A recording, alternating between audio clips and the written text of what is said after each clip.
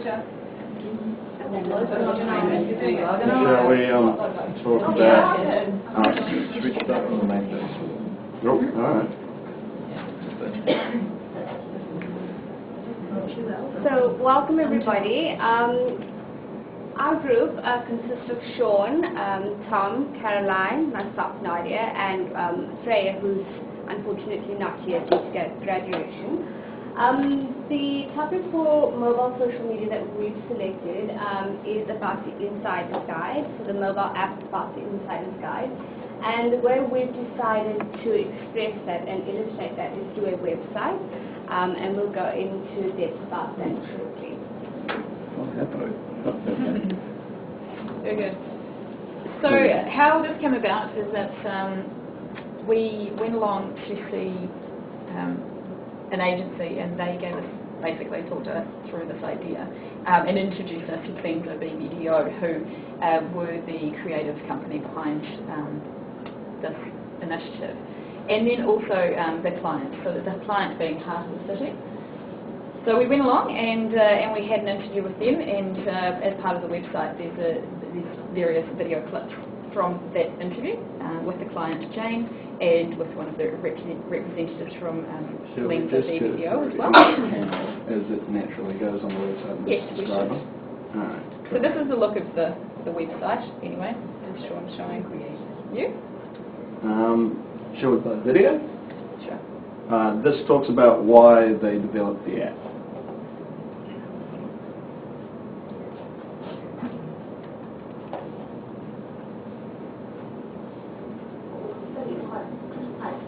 Find where around, we don't know, what the locals know. So we used the Insider's Guide to introduce experts or credible locals who could tell people where to go and what places to find based on their recommendations, and a sort of a mapping system to allow people to discover all aspects of the city. It was another extension of how to get the content and the concept across. It didn't start as let's build an app, it came from what's another way that we can use this great content and this great concept of once the content is created, which was originally for the publication. It seemed a natural way to also try and expand it into different audiences that might be looking for an app, and especially with the Rugby World Cup people coming, we wanted to try and reach iPads and iPhones and smartphones, people that would be in hotels with free Wi-Fi could download this. All of these sort of extensions came. But the core idea was just what's another way that we can reach a different audience with the same content that we've already created and the client's already paid for. You made that website yourself from scratch? Wow. Cool. Not completely, but we... Oh, come on. More or less.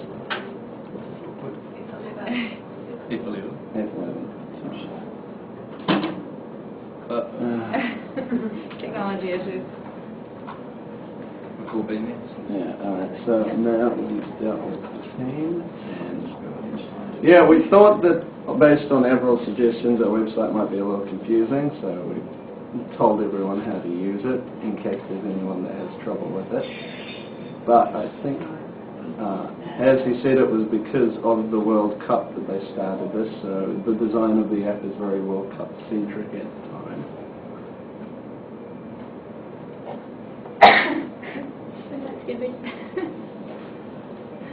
One of the key challenges was how to make usability. Obviously in a book you're going to sort of flip through and you can browse through, but we need to convert that into a series of menus.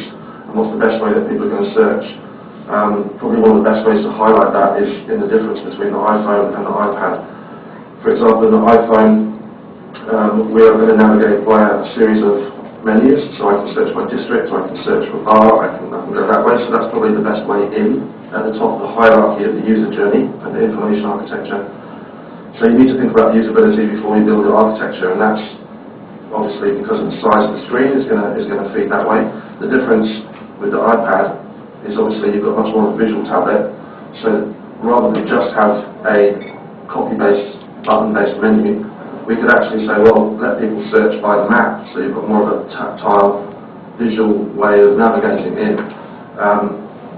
And again, the different medium helps give us both options and sort of shuts down some options, which is why there's a key difference between the two.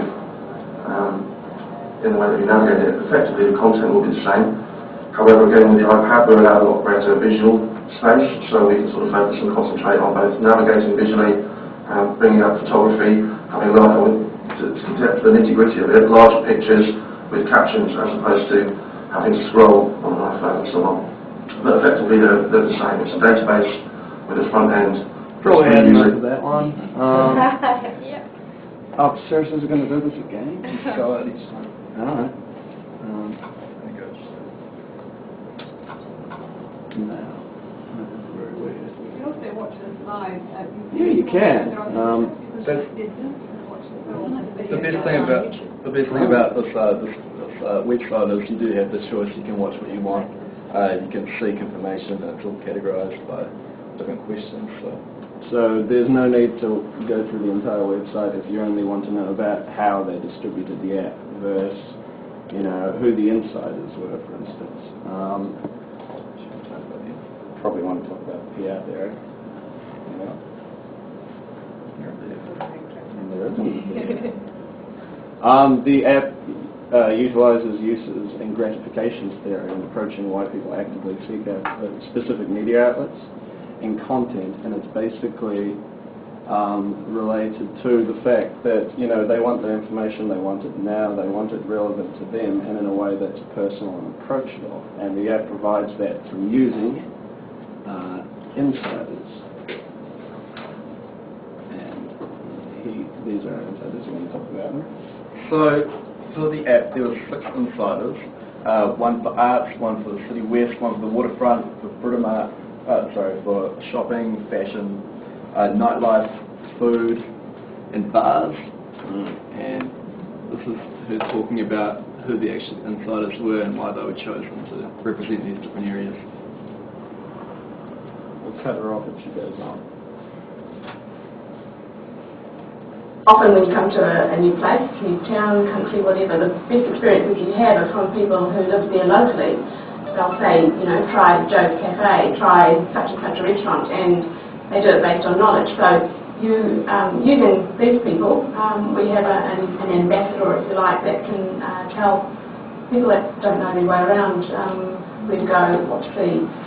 So the insiders were critical to the idea, because it was all about go where the locals go, you know, and not be a tourist, be like an Aucklander. We wanted to choose people that represented the different aspects of the city. We've got 6 different sectors, one of which is around the waterfront and the marine, one is Queen Street, one's Britomart, one's High Street, one's City West, and one's art. And each one of those precincts has a different character. So our insiders had to represent the character of the area. So for example, with the arts precinct, we used a gentleman called Hamish Keats. He's a well-known art critic and has a lot of knowledge in that area. So by using someone that you potentially don't know personally, in which case most people wouldn't, especially if they're coming from outside of New Zealand, the fact that this was someone who had a credible role and a credible title sort of said, okay, well, if I'm looking at things about art, this person's telling me it's been clearly they're going to have some significant knowledge and it's going to be useful for me. Anything else that's important? PR relevance is probably important to this course. This is where we had one of our bigger issues with the app, I guess, but we'll let him explain it. I have watched the video. We had a PR campaign around the launch of the concept, the fact that we were creating this insider guide for people to use and that it was available through an app form and through other forms. So using insiders or locals is the solution to our issue, which was to get visitors who are new to the city to explore. And often when you come to a new place, new town, country, whatever, the best experiences you have are from people who live there locally. But part of their contract was that they would engage in social media to help promote it. So for example, we would have individual postings from 6 different insiders making comments, talking about the insiders' guides, talking about some of the things that they're referencing and suggesting people do. So this would go on throughout the campaign, so they would be peppering the biglittlecity.co.nz Facebook wall page with comments, reminders, refreshers, so that we're constantly trying to drive traffic, which again is part of the bigger sort of challenge between having both a Facebook site and a website, that we want to have them as complementary. There needs to be traffic moving backwards and forwards. And so yeah, that was one of the main ways that we integrated Facebook, as well as there being individual tab pages for the Insider's Guide, which were specific landing pages that drove people directly to the download now, the buy now button, if you will. And I think we're pretty much there. If you do want to find out more, you can check out what we're talking about on Twitter. You can like us on Facebook, access any of our other social media pages, or check out our blog by clicking there. Yeah, we do have a blog. It's not exactly heavily populated, but it's technically a blog with posts. It doesn't have a wide following, but... No! Me and my mum and... It sound like a complete amateur, but is the Big Little City campaign wrapped up now that the Rugby World Cup's over, or is it continuing? Great question. Let's let them answer it. Where is the answer to that?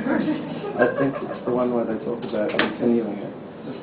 Oh no, that's okay. No, I'm good. I'm good. Initially, it was based around the World Cup. Yeah. But then, with the success of that, they actually decided to implement it to get Auckland into the city as well. So therefore, it continued and is an app that is used by locals daily and is quite useful. I mean, I'm new to Auckland, so I use it now. Oh, great. And so more people just have to, the uptake has to, The best yeah, thing about kind of it a snowball effect. is that it doesn't require any bandwidth to run. You download it and then it's on there and you can access it offline. So you don't need to spend your money searching different sections. Perfect. So it's basically just more people have to know about it. And it'll be Basically like an interactive map. They have RSS. Yeah. Differentiate it from roadless. Because it's not community-driven, more around specialists that offer their insights on certain areas. The client is based around the central city as well, so it's very central city focused, rather than the suburbs, Oh yeah, good point. There's actually a video that sort of answers that question. Oh God, this again? They will love that. And yeah, it was something that we kind of struggled to identify, but he does a pretty good job of it. And it's only 43 seconds, so I'm sure you can suffer through it. We're not just listening to everything, we're actually adding some value to the equation by saying these are credible voices, these have got inside knowledge, so rather than just listing everything, we're actually selecting, pointing, adding, creating content and creating almost like a conversation about why you should go to these places. And that can come down to whether you know or believe the credibility, the gravitas of the individual insiders, or it could be that you understand the flavour and the atmosphere of each of the districts, or it just might be that you appreciate, you're not going to read 28 lists of restaurants, but you might listen to 4 or 6 great ones. So all of those factored in.